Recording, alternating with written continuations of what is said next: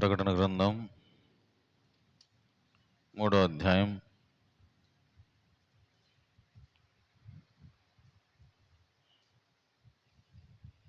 1 నుంచి 7 వచనాలు మనము మార్చి చదువుదాం. 1 నుంచి 7 వచనాలు మార్చి చదువుదాం.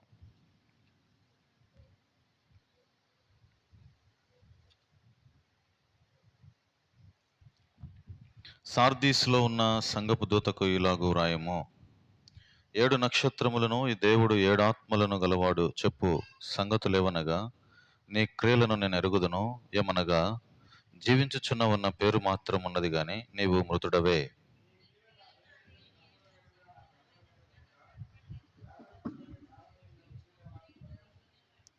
నీవేలాగు ఉపదేశం పొందితివో, ఏలాగు వింటివో జ్ఞాపకం చేసుకుని దానిని గైకొనుచు మారు మనస్సు పొందము.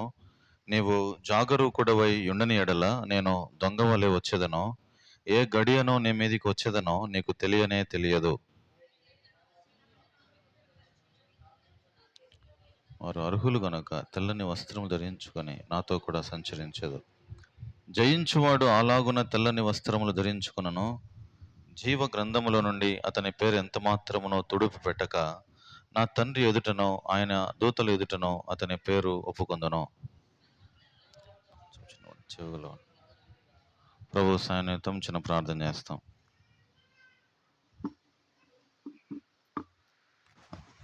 పరిశుద్ధుడైన తండ్రి, చదువుకున్న లేఖన భాగం మాకు అర్థం ఉన్నట్లు సహాయపడము. ప్రభువా, మేమేం నేర్చుకోవాలో మాకు బోధించు. ఈ బైబిల్ పట్టణంలో మమ్మల్ని అందరినీ ఖాళీ చేసి నీ వాక్యముతో మమ్మల్ని నింపి పరిశుద్ధపరిచి పవిత్రపరచు. మేమేం నేర్చుకోవాలో మీ యొక్క పాద సన్నిధిలో మీ మాటలు మాకు దయచేయమని నిత్యత్వములు ఈ దినం మా కొరకు ఏర్పాటు చేసినందుకు నీకు వందనాలు చెల్లిస్తున్నాం. ఈ దినం అంతటినే మమ్మల్ని మీ దయగల స్థలకు అప్పచెప్పుకుంటున్నాం. కనుకరించుమో, కృప దయచేయమో, ఈ సమయం దీవెనకరంగా చేసి నడిపించి సహాయపడమని వందనములు చెల్లిస్తూ యేసు క్రీస్తు ప్రభు నామమున ప్రార్థించి స్తుతించి అడిగి వేడుకుంటున్నాం తండ్రి, ఆమేన్. అందరికి ప్రియులాడమా.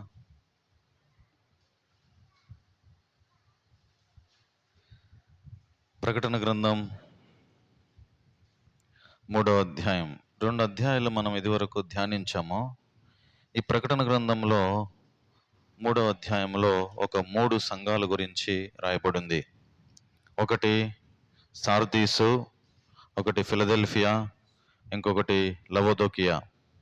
ఈ 3 సంఘాలు, ఇవన్నీ 7 సంఘాలు. ఈ 3 సంఘాల్లో 7 సంఘాల గురించి రాయబడుతూ వచ్చినాయి.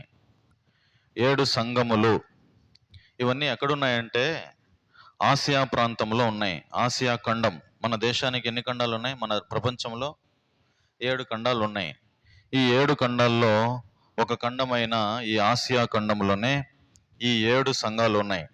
ఒకటేమో ఎఫెసు, ఇంకొకటేమో స్ముర్ణ, ఇంకొకటి పెర్గమో, తుయతైరా, సార్దీసు, తర్వాత ఫిలదెల్ఫియా, లవోదోకియా. ఇట్లా 7 సంఘాలు ఈ 2-3 అధ్యాయాల్లో మాత్రం లిఖితములైనాయి. ఇప్పుడు ఈ 3వ అధ్యాయం మనం ధ్యానించేటప్పుడు ఈ సార్దీస్ సంఘం గురించి మనము ఈ 3 సంఘాల గురించి మనం నేర్చుకోబోతున్నాం. ఈ 3 సంఘాల్లో దేవుడు ఒక హెచ్చరిక చేస్తున్నాడు. ఈ సార్దీస్ అని అంటే అర్థం ఏంటంటే నిలిచి ఉండుము అని అర్థం. ఏమని అర్థం? నిలిచి ఉండుము అంటే నువ్వు పడిపోవద్దు అని అర్థం. అంటే నిలిచి ఉండాలి. నువ్వు ఏదైతే నమ్ముకొని ఉన్నావో ఆ దేవుని యందు నువ్వు నిలకడగా ఉండాలి. రూతు ఒక తీర్మానం చేసుకున్నది. తన అత్త దగ్గర నిలకడగా ఉంటానని ఒక తీర్మానం చేసుకున్నది. ఓర్ప ఆ తీర్మానం చేసుకోలే. నిలకడగా ఉన్నదా? లేదు. అయితే దేవుడు మనకు ఈ సంఘం గురించి మనకు నేర్పించే పాఠం ఏంటంటే, ఈ సార్దీస్ సంఘం గురించి మనం ఏం చేయాలంటే నిలకడగా ఉండుము. ఏం చేయాలి? మనము నిలకడగా ఉండుము అని మనకు దేవుడు పాఠం నేర్పుతాడు. అయితే దేవుడు ఈ సంఘానికి కొన్ని హెచ్చరికలు కూడా చేసినాడు. నీ పరిస్థితి ఎట్లా ఉంది, నువ్వు ఏం చేయాలి అని అంటే 2వ వచనంలో ఒక హెచ్చరిక ఉంది. చూడండి. నీ క్రియలు నా దేవుని ఎదుట సంపూర్ణమైనవిగా నాకు కనబడటం లేదు గనుక జాగరూకుడవై చావనయున్న మిగిలిన వాటిని బలపరచుము. ఇక్కడ ఏమంటున్నాడంటే, నువ్వు నీ క్రియలు నేను ఎరుగుదును, నీ క్రియలు నేను ఎరుగుదును, నిన్ను బాగుగా ఎరుగుదును. అయితే నువ్వు జీవించుచున్నావు అనే పేరు మాత్రం ఉంది, కానీ నువ్వు మృతుడవే, నువ్వు చచ్చిపోయావు. పేరుకు మాత్రమే నువ్వు బ్రతుకున్నావు అంతే. అయితే నువ్వు ఉత్త శరీరం ఉంది కానీ నీలో జీవము లేదు. నీలో ఏం లేదంటే నువ్వు మృతుడవే. నువ్వు జీవిస్తున్నావు అనే పేరు నీకు ఉంది కానీ నువ్వు ఎట్లా ఉన్నావంట? మృతుడవే. ఎండిన కట్టెలా ఉన్నారంటారు కొంతమంది. ఊరికే ఉన్నాడంటే ఉన్నాడు, ఆయనలో ప్రాణం ఉందంటే ఉంది, కానీ దేనికి ఉపయోగం లేదు అంటే మృతుడమే. ఆత్మీయంగా మృతులమే. శరీరంగా బలం ఉంది కానీ ఆత్మ చచ్చిపోయింది. ఆత్మలో చలనం లేదు, ఆత్మలో బలము లేదు, ఆత్మలో నిలకడత్వం లేదు. ఈ సార్దీస్ సంఘానికి దేవుడు చెప్పేది ఏంటంటే, నువ్వు ఆత్మలో చాలా చచ్చిపోయావు. నువ్వు పేరుకు మాత్రమే బ్రతుకున్నావు అంతే. నువ్వు బ్రతికున్నావనే పేరు మాత్రం నీకుంది కానీ నువ్వు జీవిస్తున్నావనే పేరు మాత్రం నీకుంది కానీ నువ్వు మృతుడవే. అయితే నేను ఆత్మను బ్రతికించుకోవాలంటే నేను ఏం చేయాలి? నా ఆత్మ వెలిగించబడాలి, నా ఆత్మ బ్రతికించబడాలి, నా ఆత్మ క్షీణించిపోకూడదు, నా ఆత్మ రోజు రోజుకు దిగజారిపోకూడదు అనే విషయాలు మనం రాబోయే రోజుల్లో నేర్చుకుంటాం. అయితే ఇప్పుడు ఇక్కడ దేవుడు చెప్పేటటువంటి మాట ఏంటంటే, నీవు బలపడుము, ఇతరులను మిగిలిన వాటిని బలపరచుము అని చెబుతున్నాడు. నీకు ఏదైతే నువ్వు కలిగి ఉన్నావో, నువ్వు ఏమైతే ఇంతవరకు నేర్చుకొని ఉన్నావో, ఆ నేర్చుకొని ఉన్న దాంట్లో నువ్వు నిలకడగా నిలబడు. లోకములో పరిస్థితులు ఎట్లన్నా ఉండని, నువ్వు ఏం చేయాలా? దేవుని ఎదుట నిలబడాలి అంటున్నాడు. ఎవరికి చెప్తున్నాడు ఈ హెచ్చరిక? సార్దీస్ సంఘానికి చెప్తున్నాడు. ఇంకా ఏం చెబుతున్నాడు 3వ వచనంలో? నీవేలాగూ ఉపదేశం పొందితివో, ఏలాగూ వింటివో జ్ఞాపకం చేసుకొని దాన్ని గైకొనుచు మారు మనసు పొందుము. నీవు జాగరూకుడవై ఉండని ఎడల నేను దొంగ వలె వచ్చేదను, ఏ గడియను నీ మీదకి వచ్చేదనో నీకు తెలియదు. నేను ఎప్పుడు వస్తానో నీకు తెలియదు. నువ్వు ఆత్మీయంగా చచ్చిపోయావు, ఆత్మలో చలనం లేదు, నువ్వు పేరుకు మాత్రమే బ్రతుకున్నావు అంతే. నువ్వు బ్రతకాలి. ఇప్పుడు నువ్వు చక్క చేసుకోవాలి, నువ్వు బలపడాలి, నువ్వు బ్రతికి ఇతరులను బ్రతికించాలి, నీతో ఉన్నవారిని మిగిలిన వారిని అందరినీ బ్రతికించాలి. మనం అందరము పరలోక రాజ్యం వెళ్ళాలి. మనం ఒకరిమే పోతే అది స్వార్థమవుతుంది. మన కుటుంబంలో ఉన్న ప్రతి ఒక్కరము, మన కుటుంబంలో ఎంతమంది ఉన్నారో అంతమందరం దేవుని మందిరంలో పోవాలా. అది దేవుని ఆశ, దేవుని కోరిక. ఏం చెప్పండి? దేవుని కోరిక అందరూ అంతటను మారు మనసు పొందాలి. ఇదే దీర్ఘశాంతం వహిస్తున్నాడు ఆయన. ఈ లోకానికి ఇంకా తీర్పు రాలే, ఆయన ఉగ్రత ఇంకా చూపించలే. ఆయన ఉగ్రత ఎట్లుంటుందో అది ఎవరు చూసి తట్టుకోలేరు. ఆ ఉగ్రత రాకముందే, దినములు రాకముందే, సమయము సమీపించకముందే, చీకటి కలుగకముందే, వాన వచ్చి ఆగకముందే, మీ కాళ్ళు చీకటి కొండలకు తగలకముందే. కాబట్టి మీరు ఏం చేయాలంటే మీ ఇంటిని చక్కబరుచుకోవాలా, నీ హృదయం చక్కబరుచుకోవాలా, నువ్వు బలపడాలా. ఆత్మలో నీకు ఇప్పుడు ప్రాణము కావాలా. ఆత్మలో ఏం కావాలా? నీలో ప్రాణం కావాలా. ప్రాణం లేదు ఇప్పుడు ఆత్మలో. ఆత్మ చచ్చిపోయింది. ఆత్మ చెప్పినట్టు నువ్వు వినడంలే, ఆత్మ చెప్పినట్టు నువ్వు అసలు గ్రహింపు లేదు, ఆత్మ గ్రహింపు లేదు. ఎంతసేపు శరీరానుసారంగా ఆలోచిస్తున్నావు, ఎంతసేపు శరీర క్రియలే. ఒక మాట ఉంటుంది, ఏముంటుందంటే, మేము పరసంబంధులమైనటువంటి ఇహ సంబంధమైన వ్యక్తులము కాము, పరసంబంధమైన వాటి మీదనే మన దృష్టి ఉండాలా. కాబట్టి ఇహ సంబంధమైన వాటి మీద ఉండకూడదు. కాబట్టి శరీరం ఏం చేస్తుందంటే ఎప్పుడు కూడా ఇహ సంబంధమైన వాటి మీదనే దృష్టి ఉంచుతుంది. ఆత్మలో చలనం లేనటువంటి వ్యక్తి, ఆత్మలో చచ్చిపోయినటువంటి వ్యక్తి దేవుడు అంటే ఎరుగడు, దేవుని పోలిక కనపడదు. కాబట్టి దేవుడు ఏం చెబుతున్నాడంటే సార్దీస్ సంఘానికి, నువ్వు ఆత్మలో చచ్చిపోయావు, నువ్వు బతుకు, ఇకనైనా జీవితాన్ని నువ్వు దేవునికి ఇచ్చి చూడు. నువ్వు బ్రతుకు, ఇతరులను బ్రతికించు. నువ్వు వెలుగు, నువ్వు ఇతరులను వెలిగించు.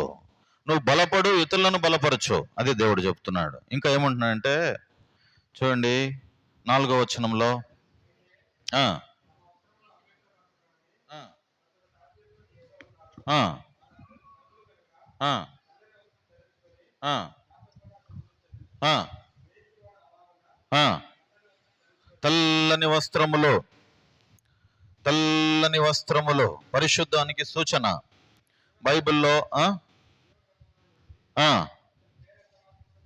తుడిచిపెట్టగా ఆ, ఆ, ఆ, తమ వస్త్రములను అపవిత్రపరచుకొనని కొందరు సార్దీసులో నీ యొద్ద ఉన్నారు. కొంతమంది ఉన్నారు అపవిత్రపరచుకోలే. అయితే ఈ తెల్లని వస్త్రాలు ధరించుకొని ఉన్నారు వాళ్ళు. బైబిల్లో 11 వస్త్రాలు ఉన్నాయి. బైబిల్లో ఎలాంటి వస్త్రాలు ఉన్నాయి నేను చకచక చూపిస్తాను. యెషయా గ్రంథం 61వ అధ్యాయం. యెషయా గ్రంథం 61వ అధ్యాయం 3వ వచనం చదవండి. 61వ అధ్యాయము 3వ వచనం. ఏ వస్త్రం ఇది? ఉల్లాస వస్త్రం.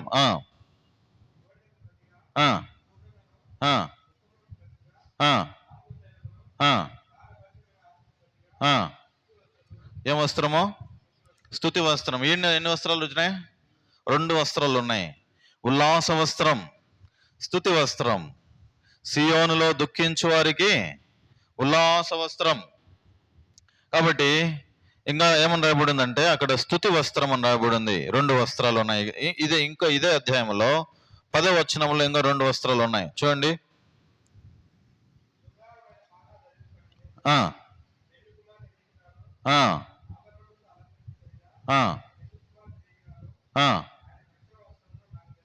రక్షణ వస్త్రం. తర్వాత నీతి అను పైబట్ట, నీతి వస్త్రం. ఎన్ని వస్త్రాలు కనపడినాయి ఇప్పుడు? 4 వస్త్రాలు. ఒకటేమో ఉల్లాస వస్త్రం, తర్వాత ఇంకొకటేమో స్తుతి వస్త్రం. ఒకడు సంతోషంగా ఉన్నాడంటే నోట్లో నుంచి పాటలు వస్తూ ఉంటాయి, స్తుతి వస్తూ ఉంటది. అవునా కాదా? సంతోషంగా లేకపోతే దుఃఖం ఉంటే పాటలు వస్తాయా? కాబట్టి ఒకడు స్నానం చేస్తాంటే లలలా లలలా లలలా అనుకుంటాడు. ఏమి ఉల్లాసం ఉందో వాని హృదయంలో, అంటే ఎంత ఆనందం ఉండిపోయిందో వాని హృదయంలో. అంటే లోపల సంతోషం ఉంటే ఉల్లాసం వచ్చేస్తుంది. అంటే ఇప్పుడు ఎన్ని వస్త్రాలు ఉన్నాయి ఇప్పుడు ఇక్కడ? ఉల్లాస వస్త్రం ఒకటి, స్తుతి వస్త్రం ఒకటి, రక్షణ వస్త్రం ఒకటి, నీతి వస్త్రం ఒకటి. ఇంకొక వస్త్రం ఉంది. లూకాసు సువార్త 15వ అధ్యాయం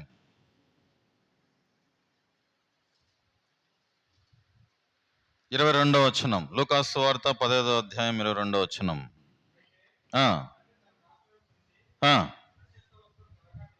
ఏం వస్త్రం ఇది? ప్రశస్త వస్త్రం, విలువైన వస్త్రం. ప్రశస్త వస్త్రం అంటే నీతి వస్త్రం, రక్షణ వస్త్రం దేవుడు మనకి ఇచ్చినాడు. ఇవన్నీ కాపాడుకోవాలా, మన క్రియలు పరిశుద్ధంగా ఉండాలా. నీతి వస్త్రం, ఉల్లాస వస్త్రం, రక్షణ వస్త్రం, ప్రశస్త వస్త్రం అంటే విలువైన వస్త్రం అని, విలువైన వస్త్రం అని అర్థం. ఇంకొక వస్త్రం ఉంది. మత్తయి సువార్త 22వ అధ్యాయంలో పెండ్లి వస్త్రం అని రాయబడింది. మత్తయి సువార్త 22వ అధ్యాయం 11 నుంచి 19 వచనాలు ఏముందంటే 22వ అధ్యాయము ఏం వస్త్రం అది? పెండ్లి వస్త్రం. పెండ్లికి ఎట్లాంటి బట్టలు పట్టుకొని పోతాం మనము? బాగా సెంటు గింట వేసి పూసి బాగా గిత్తరు పూసుకొని పోతాము. బాగా జబర్దస్త్గా పోతామా పోమా? ఆ రోజు ఇంట్లో ఉండే నగలన్నీ బయటకు వస్తాయి. పెళ్లి కొడుకు కంటే మనం ఎక్కువ రెడీ అయిపోతాం పెళ్లి కూతురు కంటే. ఆ రోజు ఎట్లుంటుందంటే హంగామా, అంత హంగామా ఉంటుంది. పెండ్లి వస్త్రం, ప్రశస్త వస్త్రం, నీతి వస్త్రం, రక్షణ వస్త్రం, ఉల్లాస వస్త్రం, తర్వాత స్తుతి వస్త్రం. ఇంకా ఏం వస్త్రం ఉంది తెలిసిన? చూడండి, ప్రకటన గ్రంథం 19వ అధ్యాయం 3వ వచనం. ప్రకటన గ్రంథం 19వ అధ్యాయము 3వ వచనం.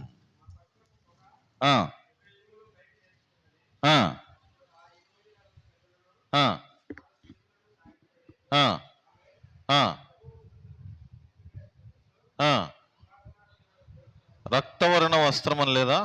ప్రకటన గ్రంథం 19వ అధ్యాయంలో 3వ వచనం లేదా?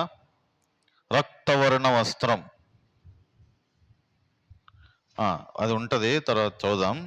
ఇంకొకటి మొదటి పేతురు గ్రంథం 5వ అధ్యాయం 5వ వచనం. మొదటి పేతురు గ్రంథం 5వ అధ్యాయము 5వ వచనం.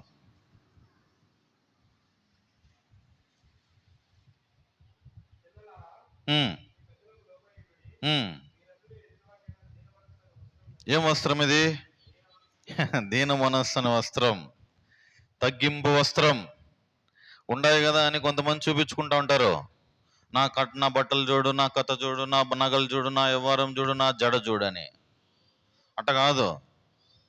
ఏమనుంది? దీన వస్త్రం. ఏం వస్త్రం అంట? దీన వస్త్రం, తగ్గింపు వస్త్రం. ఒక ఆమె పెళ్లిలో ఇక్కడి నుంచి ఇక్కడ దాకా వేసుకుందండి జడ, కింది దాకా. అబ్బాయి ఏమి జడ రా అబ్బాయి, ఇంత పెద్ద జడ ఉంది, ఏడా చూడలేదు అని చూస్తే పట్టుకొని పోయి ఒకడు లాగినాడంట. అది అది చేతి కూడా వచ్చిందంట. అది మొత్తం మీద ఏమైంది? చేతి కూడా వచ్చింది. ఆ రోజు చూపించుకోవాలని చెప్పి ఏమైపోయిందమ్మా, దీని వస్త్రం ఉందా? ఏమి నీకు అంత అవసరము? షేమ్ అయిపోయింది, బోడితల అయిపోయా. ఒకడు విగ్గు పెట్టుకుంటాడు నీట్గా, వాడికి అంత బట్టతలే, వాడు ఎంత రంగురంగుగా వస్తాడో. దీన వస్త్రం. దేవుడు చెప్పిన మాట ఏంటంటే, ఏమంట? దీన మనస్సును వస్త్రం మనకు ఉండాలా, తగ్గింపు వస్త్రం ఉండాలా. ఈ తగ్గింపు వస్త్రము లేకపోతే ఎవరి దగ్గర ఉంటుంది ఈ తగ్గింపు? యేసుప్రభు అంటాడు, నేను దీన మనస్సు గలవాడను, నేను సాత్వికుడను, దీన మనస్సు గలవాడను గనుక నా యుద్ధకు వచ్చి నా కాడి ఎత్తుకొని నా యుద్ధ నేర్చుకొనుడి. ఆయన దీన మనస్సు ఎలాంటిదంటే, ఆయన దీన మనస్సు పాదాలు గడిగిన మనస్సు ఆయనది. శిష్యుల పాదాలు గడిగినాడు ఆయన. ఎంత తగ్గింపు ఉంది ఆయనకు, ఎంత ఎంత వినయం ఉంది, ఎంత సాత్వికం ఉంది. ఏం వస్త్రం అంటే ఇది? దీన మనస్సు అను వస్త్రం. ఏమండి మీకు బాగుంది కదా, ఎందుకు ఎప్పుడు ఇంత సింపుల్గా కనపడతారా అంటే, అవునండి మాకు నేర్పించింది దేవుడు ఇట్లా. మేము ఎట్లా కనపడాలా? సింపుల్ కనపడాలా. ఉన్నది కదా అని ఎగిరెగిరి ఇట్లా కాలర్ చూపించుకునేది కాదు. That is wrong, full utter flop అది. ఈరోజు చూపించుకుంటావు, రేపు ఒకప్పుడు లేని పరిస్థితి వస్తుంది, అప్పుడు చూపించుకుంటావా? ఎప్పుడు ఒకటే రకంగా ఉండాలా, సింపుల్గా ఉండాలా. బైబిల్ ఏం చెప్తుందంటే, ఎప్పుడు తెల్లని వస్త్రాలు ధరించుకోమని ఉంటుంది. ఎప్పుడు ఏముండాలంట? తెల్లని వస్త్రాలు, నిగనిగలాడుతూ ఉండాలి తెల్లని వస్త్రాలు. కొంతమంది నల్లని వస్త్రాలు ధరించుకుంటారు. ఈరోజు మా బెంగళూరులో ఒకడు నల్ల కారు కొన్నాడు. వాని మనసు నాకు అర్థమైపోయింది, ఒరే ఈడు నల్లని వస్త్రం, నల్లని కారు కొన్నాడంటే వాని మనసు కూడా ఎట్టాడిది? నల్లగానే ఉంటుంది వాని మనసు కూడా. కాబట్టి బైబిల్ చెప్పేది ఏంటంటే, ఎల్లప్పుడూ తెల్లని వస్త్రాలు ధరించుకోవాలి, ఎల్లప్పుడూ నీ తలకు నూనె నిండుగా పెట్టుకోవాలని ఉంది. ఎందుకు రాసి పెట్టినాడు ఇట్టంటే నీ దేవుడు? దీన మనస్సు అను వస్త్రం. ఎన్ని వస్త్రాలు చూసినాం ఇప్పుడు? నీతి వస్త్రం, రక్షణ వస్త్రం, ఉల్లాస వస్త్రం, స్తుతి వస్త్రం, దీన మనస్సు అను వస్త్రం, పెళ్లి వస్త్రం, ప్రశస్త వస్త్రం. ఇంకా ఏముండే తెలిసిన? యెషయా గ్రంథం 63:1 శోభిత వస్త్రం అంట. యెషయా గ్రంథం 63:1 రక్తవర్ణ వస్త్రము ధరించి శోభిత వస్త్రం అంట. శోభిత వస్త్రం ఎట్లా ఉంటుందంటే గంభీరం. ఇప్పుడు రాజు వస్త్రాలు చూసినారా? రాజు వస్త్రాలు ఎట్లుంటాయి ఏమా? రాజు వస్త్రాలు ఎట్లుంటాయి? నరేంద్ర మోడీ వస్త్రాలు ఎట్లున్నాయేమా? నరేంద్ర మోడీ బాగా టిప్ టాప్గా నీట్గా వేసుకొని, ఎంత ప్రశస్తమైన విలువైనటువంటి ఎట్లాంటి టీవీ వస్త్రాలు ఇవి, శోభిత వస్త్రాలు. ప్రకటన గ్రంథం ఇంకొక వస్త్రం 19వ అధ్యాయం 14వ వచనం. ప్రకటన గ్రంథం 19వ అధ్యాయం 14వ వచనం.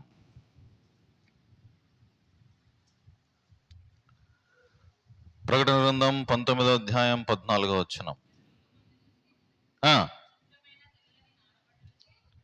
శుభ్రమైన తెల్లని నారబట్టలు. చూడండి ఎంత బాగా చెప్పాడు. శుభ్రమైన తెల్లని నారబట్టలు,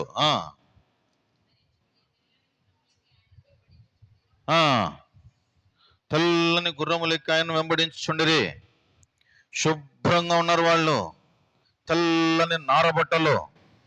ఈ వస్త్రాలు ఎలాంటివంటే ధవళ వస్త్రాలు, శుభ్రమైన తెల్లని నారబట్టలు.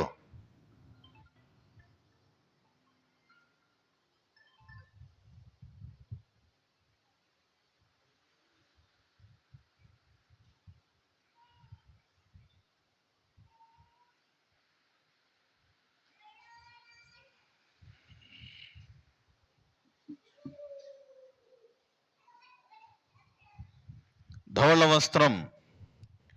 ఏ వస్త్రం ఇది? తెల్లని శుభ్రమైన తెల్లని నారబట్టలు.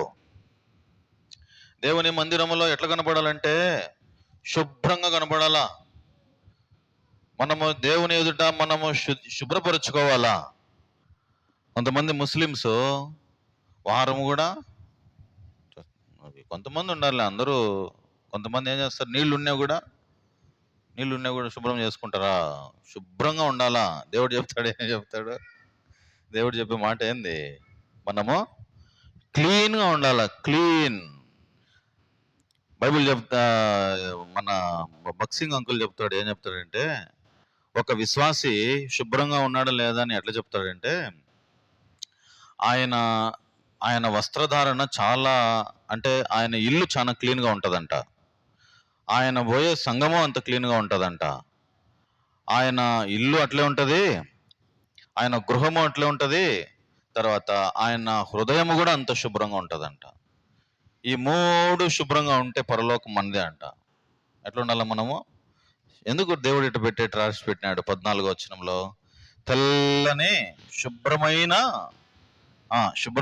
తెల్లని నారబట్టలు ధరించుకోవాలి, తెల్లని బట్టలు ధరించుకోవాలి. ఇంకొక మాట రాయబడి ఉంది చూడండి, మహిమ వస్త్రాలని. యెషయా గ్రంథం 45:73. యెషయా గ్రంథం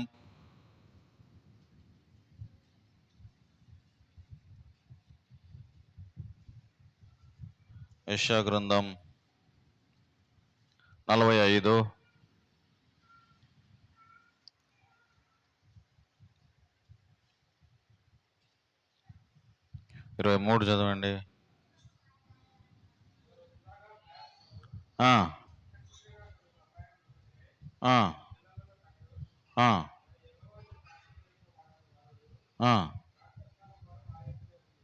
మహిమ వస్త్రాలని ఉందా లేదా?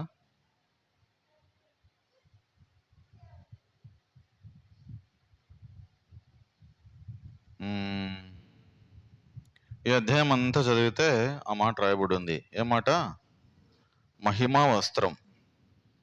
ఇది ఎలాంటి వారికి ఉంటుందంటే, మనం చనిపోయి ఆయన దగ్గర పోతాం చూసినావా, దేవుని దగ్గర పోయినప్పుడు మన వస్త్రాలు ఎట్లా ఉంటాయంట? మహిమతో నింపబడి ఉంటాయి, మహిమా వస్త్రాలు. ఇప్పుడు ఎన్ని వస్త్రాలు చూసినాం మనము? ఎన్ని వస్త్రాలు చూసినాం? 10-11 దగ్గర చూసినాం. 11 వస్త్రాలు. ఒకటేమో ఉల్లాస వస్త్రం, స్తుతి వస్త్రం, రక్షణ వస్త్రం, నీతి వస్త్రం, శోభిత వస్త్రం, పెండ్లి వస్త్రం, ప్రశస్త వస్త్రం, తర్వాత దీన మనస్సు అను వస్త్రం, శోభిత వస్త్రం, తర్వాత తెల్లని శుభ్రమైన తెల్లని నారబట్టలు, తర్వాత మహిమ వస్త్రం. ఈ వస్త్రాలన్నీ రాయబడతా వచ్చినాయి. ఈ ప్రకటన గ్రంథం 3వ అధ్యాయంలో నీకు నేను తెల్లని వస్త్రాలు ఇస్తానన్నాడు. చూడండి, ఈ వాగ్దానం చేసినాడు సార్దీస్ సంఘానికి. 3వ అధ్యాయం 5వ వచనం చదవండి. 3వ అధ్యాయం 5వ వచనం. జయించువాడు అలాగున తెల్లని వస్త్రములు ధరించి, ఇది దేవుని వాగ్దానం. జయించేవాడు. ప్రతి సంఘానికి ఒక్కొక్క వాగ్దానం ఇస్తున్నాడు. ఈ సార్దీస్ అని అంటే అర్థం ఏంటంటే, ఏమని అర్థమో, నిలకడగా ఉండు, పడిపోవద్దు, నిలకడగా స్టేబుల్గా ఉండు, చంచలమైన మనసు నీ దగ్గర ఉండకూడదు, నువ్వు వెలిగించబడాలి, ఇతరులను వెలిగించాలి, మిగిలిన వాటిని అందరినీ బలపరచాలి. నువ్వు పేరుకు మాత్రం బ్రతికున్నావు అంతే, కానీ నువ్వు ఆత్మలో చచ్చిపోయావు. నీ ఆత్మ వెలిగించబడాలి. ఇతరుల ఆత్మలను నువ్వు ఇతరులను బతికించాలి, ఇతరులను వెలిగించాలి. అది నీకున్నటువంటి దృక్పథం. కాబట్టి ఇది సార్దేసుకున్నటువంటి సంఘం యొక్క పాఠం. మనం ఏం చేయాలంటే, ఆత్మలో మనం బ్రతికించబడాలా, వెలిగించబడాలా, ఇతరులను బ్రతికించాలా. మనం ఎప్పుడైతే జయిస్తామో దేవుడు ఏం చేస్తున్నాడంటే మనకు తెల్లని వస్త్రాలు ఇస్తాడంట. ఇంకా ఏం చెప్పినాడు 14, ఇంకా ఏం చెప్పినాడండి అక్కడ, అతని పేరు ఎంత మాత్రమో గ్రంథముల నుండి, జీవ గ్రంథముల నుండి తుడిచివేయడంట. చూడండి, తెల్లని వస్త్రాలు మనకిస్తాడు జయిస్తే. తర్వాత మన పేరు ఎంత మాత్రం కూడా జీవ గ్రంథముల నుండి తుడిచిపోదు. తర్వాత ఇప్పుడు ఫిలదెల్ఫియా సంఘం గురించి నేర్చుకుంటాం. ఈ ఫిలదెల్ఫియా సంఘం అంటే ఫిలదెల్ఫియా అంటే అర్థం ఏంటంటే సహోదర ప్రేమ. ఏంటిది? సహోదర ప్రేమ. ఇప్పుడు ప్రేమ ఉందా అండి సహోదరుల మధ్యన? ఉందా? లేదు. ఈ ప్రేమ ఎక్కడ కరువు అయిపోయింది. ఇప్పుడు కనపడదు. ఈ సహోదర ప్రేమ లేనే లేదు. అయితే దేవుడు ఒక హెచ్చరిక చేస్తున్నాడు. ఏమని హెచ్చరిక చేస్తున్నాడంటే 11వ వచనం చూడండి. హెచ్చరిక, ఆ సంఘానికి ఒక హెచ్చరిక చేస్తున్నాడు. నేను త్వరగా వచ్చుచున్నాను, నీకు కలిగిన దాన్ని ఏం చేయాలి? నువ్వు గట్టిగా పట్టుకొనము. ఎవడునో నీ కిరీటమును అపహరింపకుండానట్లు నీకు కలిగిన దానిని గట్టిగా పట్టుకో. నీకు కలిగిన దానిని చేపట్టుము, జార విడచెదవేమో, జాగ్రత్త పడు. నీకు కలిగిన దానిని చేపట్టుము, జార విడచెదవేమో, జాగ్రత్త పడు. అంటే హెచ్చరిక ఎట్లాంటిదంటే, ఇది నీకు ఏమైతే కలిగి ఉందో దాన్ని ఏం చేయాలి? నువ్వు గట్టిగా పట్టుకోవాలా. ఏం కలిగి ఉంది? మనకు రక్షణ ఇచ్చినాడు దేవుడు. ఆ రక్షణను ఏం చేయాలి? మనము చివరి వరకు గట్టిగా పట్టుకోవాలా. ఇంత గొప్ప రక్షణను నువ్వు నిర్లక్ష్యము చేసిన ఎడలా నీవు ఎలాగునా తప్పించుకుంటావు. ఒకవేళ నువ్వు విడిచిపెట్టేసినావు అనుకో ఈ రక్షణ వస్త్రాన్ని నువ్వు విడిచిపెట్టేసినావు అంటే అప్పుడు ఏమవుతుంది? నీకు దేవుడు దూరం అయిపోతాడు, ఆత్మలో చచ్చిపోతావు. కాబట్టి దేవుడు చెప్పే ఒక హెచ్చరిక ఏంటంటే, నీవు కలిగిన దాన్ని నువ్వేం చేయాలా? గట్టిగా పట్టుకొని ఉండాలా. తర్వాత ఇంకా ఏం చెప్తున్నాడంటే, ఒకవేళ నేను చెప్పినట్టు నువ్వు గెలిచినావంటే ఒక వాగ్దానం ఇస్తున్నాడు ఇక్కడ 12వ వచనంలో. నువ్వు కానీ ఒకవేళ నేను చెప్పినట్టు నువ్వు గట్టిగా పట్టుకుంటే నేను నీకు చేసేది ఏంటంటే 12వ వచనం, జయించువానిని నా దేవుని ఆలయంలో ఒక స్తంభముగా చేసేదను. ఏమంట? ఒక స్తంభముగా చేసేదను. తర్వాత ఇంకేం చేస్తాడంట? వెలుపలికి పోడు. నా దేవుని పేరును పరలోకములు నా దేవుని యొద్ద నుండి దిగి వచ్చుచున్న నూతనమైన యెరూషలేమును, నా దేవుని పట్టణపు పేరును, నా క్రొత్త పేరును, కొత్త పేరు ఇస్తాడంట మనకు. జయిస్తే మనం ఒక స్తంభంగా ఉంటాం. ఒక స్తంభం ఎట్లా కదలకుండా ఉంటుందో, ఇప్పుడు మనం ఆకాశంలో నక్షత్రాలు చూస్తూ ఉంటాం.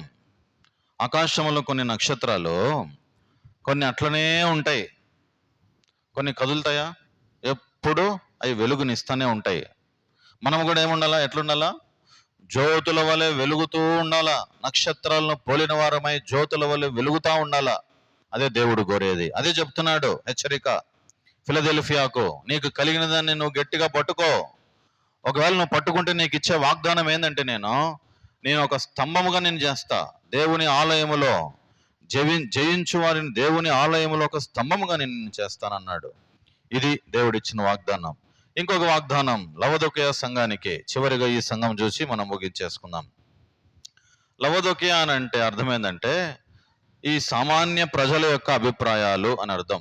లవదొకయ అని అంటే ఏమని అర్థము? సామాన్యమైన ప్రజల యొక్క అభిప్రాయాలు, వారి యొక్క ఉద్దేశాలు.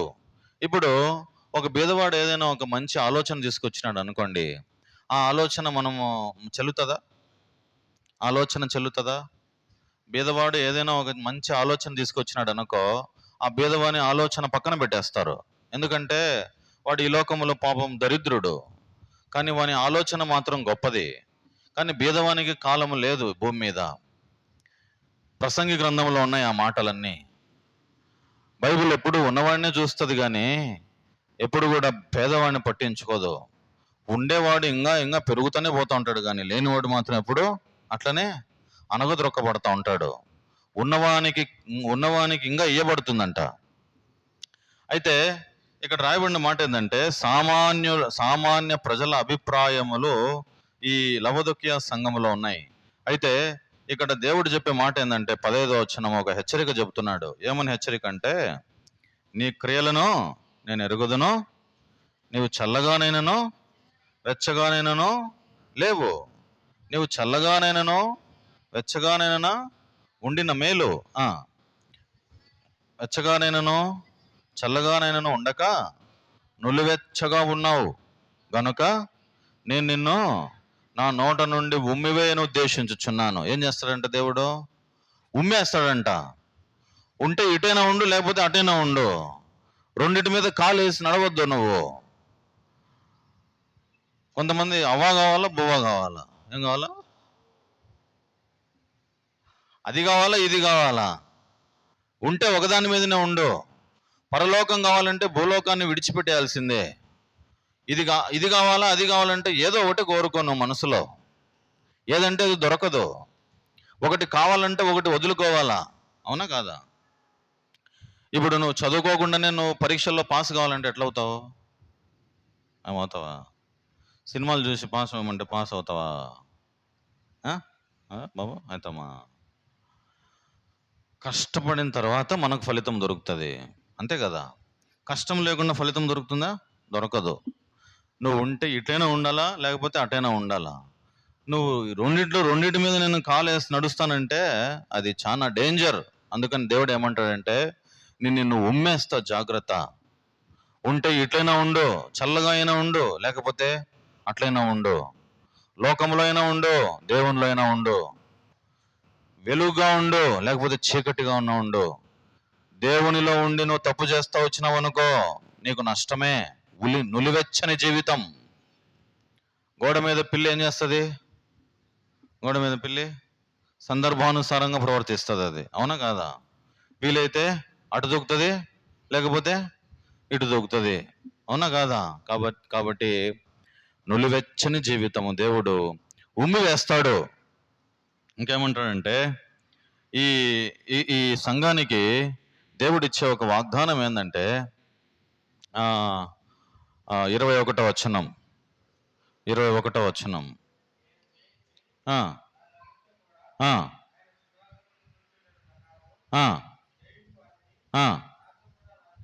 నా సింహాసనమందు కూర్చుండనిచ్చేదను. ఏమి ఇచ్చినాడు వాగ్దానము?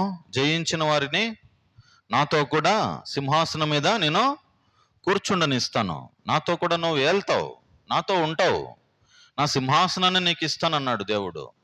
అయితే ఈ అధ్యాయం అంతా ఒక మచ్చు తునక ఒక వాక్యం ఉంది. అది ₹1,00,00,000 కంటే విలువైన మాట. ఇప్పుడు ఆ మాట చదువుదాం. చూడండి, 20వ వచనం. 23వ అధ్యాయము 20వ వచనం అందరం చదువుదాం, లేకపోతే నాతో చెప్పండి. ఇదిగో నేను తలుపు నొద్ద నిలుచుండి తట్టుచున్నాను.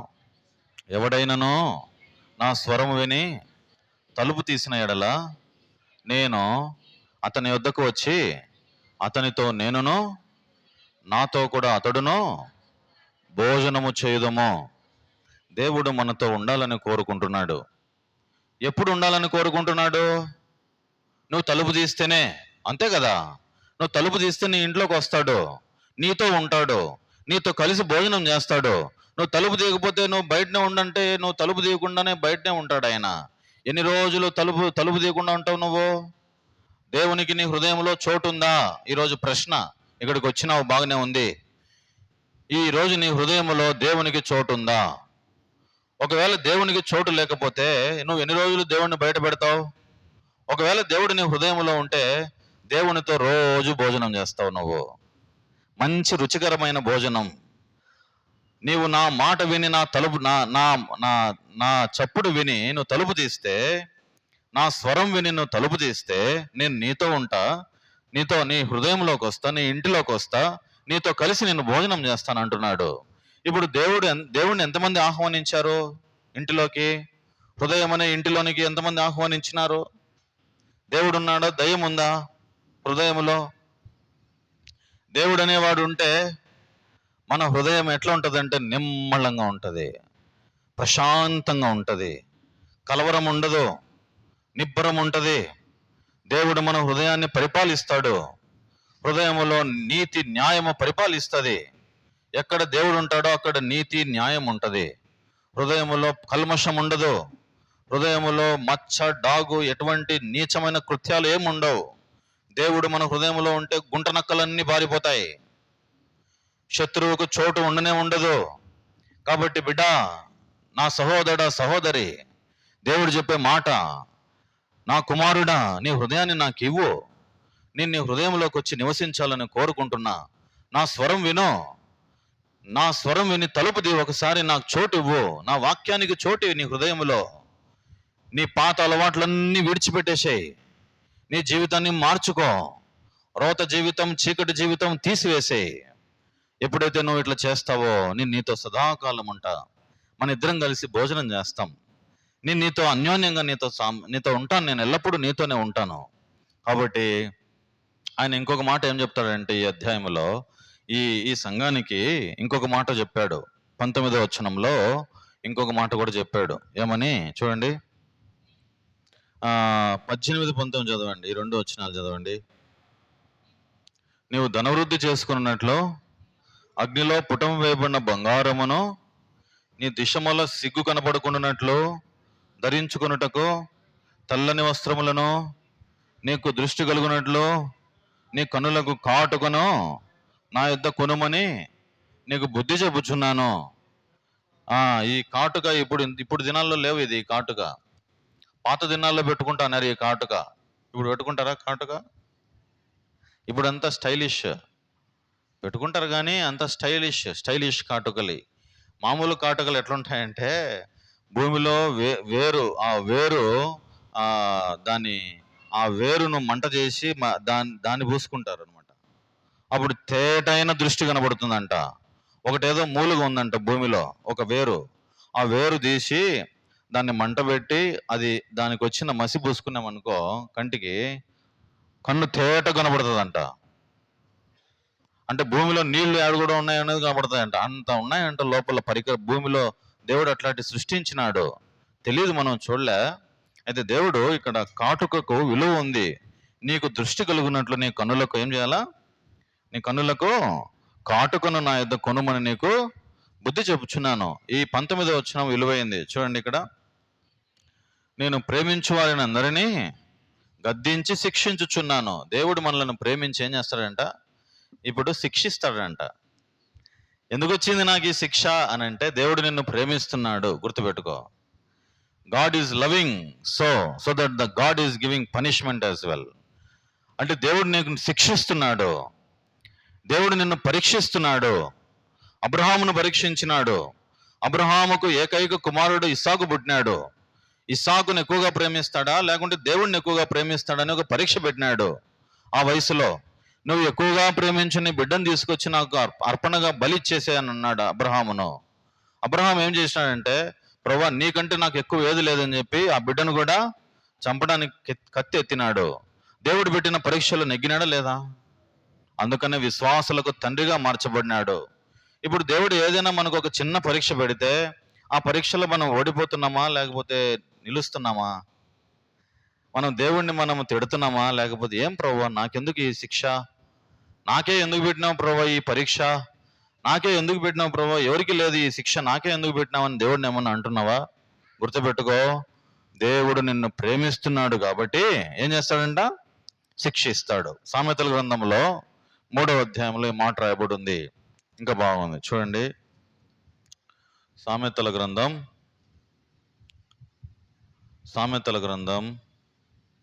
3వ అధ్యాయము 11, 12 వచనాలు. నా కుమారుడా, యెహోవా శిక్షను తృణీకరింపవద్దు, ఆయన గద్దింపునకు విసుకవద్దు. తండ్రి తనకు ఇష్టుడైన కుమారుని గద్దించు రీతిగా యెహోవా తాను ప్రేమించు వారిని ఏం చేస్తాడంట? తాను ప్రేమించు వారిని గద్దిస్తాడు. తండ్రి తనకు ఇష్టమైన కుమారుని గద్దించే విధంగా, ఇప్పుడు నా బిడ్డ ఏదైనా తప్పు చేస్తా అంటే గద్దిస్తాను నేను. అరే వాడు చక్కటి మార్గంలో ఉండాలని. దేవుడు కూడా, దేవుని ఉద్దేశం కూడా అంతే. తను ప్రేమించేవాడిని గద్దిస్తాడు, తను ప్రేమించేవాడిని శిక్షిస్తాడు. గద్దింపు చాలా మంచిది, గుర్తుపెట్టుకో. ఎవరైనా ఏమన్నా అంటే నన్ను ఏమో అన్నాడని చెప్పి నువ్వు తప్పుగా అర్థం చేసుకోవద్దు. గద్దింపు చాలా మంచిది. నిన్ను ప్రేమించి గద్దిస్తారు కొంతమంది పెద్దవాళ్ళు. కాబట్టి 3 సంఘాలు చూసినాం: సార్దీసు, ఫిలదెల్ఫియా, లవదొకియా. 8 అయిపోయింది, క్లోజ్ చేసేస్తున్నా. ఈ సార్దీస్ అంటే అర్థమైంది నిలిచి ఉండుట. తర్వాత ఫిలదెల్ఫియా అంటే అర్థమైంది సహోదర ప్రేమ. లవదొకియా అంటే అర్థమైంది సామాన్య ప్రజల యొక్క అభిప్రాయము. కాబట్టి దేవుడు 3 సంఘాలకు 3 హెచ్చరికలు చేసినాడు. 3 సంఘాలకు 3 వాగ్దానాలు కూడా చేసినాడు. విలువైన వస్త్రాలు బైబిల్లో ఎన్ని ఉన్నాయని కూడా చూసినాం. మనం ఎల్లప్పుడూ తెల్లని వస్త్రాలు ధరించుకోవాలని చూసినాం. సార్దీస్కు దేవుడిచ్చిన వాగ్దానం ఏంటంటే, నీవు ఒకవేళ జయిస్తే నేనేం చేస్తాను? నీకు తెల్లని వస్త్రాలు ఇస్తాను. తర్వాత నీ పేరు జీవ గ్రంథంలో ఎప్పుడు కూడా తుడిచిపోదు. తర్వాత ఫిలదెల్ఫియాకి ఒక సంఘం ఏమి ఇచ్చినాడు? నీకు కలిగిన దానిని గట్టిగా పట్టుకో. ఒకవేళ నువ్వు జయిస్తే, నువ్వు జయించినావంటే సంఘములో ఒక స్తంభముగా, దేవుని ఆలయములో ఒక స్తంభముగా చేస్తాను నిన్ను అని అన్నాడు. తర్వాత ఈ లవదొకియాకి ఏమి ఇచ్చినాడు? ఏం వాగ్దానం ఇచ్చినాడు? సింహాసనం మీద కూర్చుండనిస్తానన్నాడు. కాబట్టి ఎన్నో వాగ్దానాలు ఉన్నాయి. అయితే హెచ్చరికలు కూడా ఉన్నాయి. వాగ్దానం ఇచ్చేటప్పుడు దేవుడు ఒక హెచ్చరిక కూడా చేస్తాడు. నువ్వు ఒకవేళ ఇట్లా ఉంటే నేను ఇది ఇస్తా, లేకపోతే నేను నీకు అది ఇవ్వను. కాబట్టి విన్న వాక్య ప్రకారంగా మనం ఆ విధంగా జీవించాలి. మనకు కలిగిన దాన్ని గట్టిగా పట్టుకోవాలి. మనము చచ్చిపోకూడదు. ఆత్మలో మన ఆత్మ వెలిగించబడాలి, ఆత్మలో బ్రతకాలి. పేరుకు మాత్రం బ్రతుకున్నావు అంతే, నువ్వు మృతుడవే. ఆత్మలో చచ్చిపోయావు. గుర్తుపెట్టుకొని, ఆత్మ బ్రతికుందా లేకపోతే చచ్చిపోయిందా? కాబట్టి దేవునిలో బ్రతుకు. ఈరోజు రాత్రి జీవం పొందు. దేవుడు నీకు ఆ జీవాన్ని ఇస్తాడు. ఏమంటాడంటే, నేనే మార్గమో సత్యమో జీవం. నన్ను కలిగి ఉన్నవాడు జీవమును కనుగొనును. నన్ను కనుగొనువాడు ఏమంట? చెప్పండి నాతో ఈ మాట. నన్ను కనుగొనువాడు జీవమును కనుగొనును. కాబట్టి ఎవరికైతే జీవం లేదో ఎవరిని కనుగొనాలా? యేసు ప్రభువును కనుగొనాలా. ఆయన చెప్పినాడు, నేనే జీవం, ఐఎమ్ ద లైఫ్ అన్నాడు. కాబట్టి ఆ జీవం మనలో ఉండాల. సమృద్ధి అయిన జీవం ఇస్తాడు ఆయన. కాబట్టి దేవుడి మాటలు దీవించును గాక. ప్రార్థన చేస్తాం.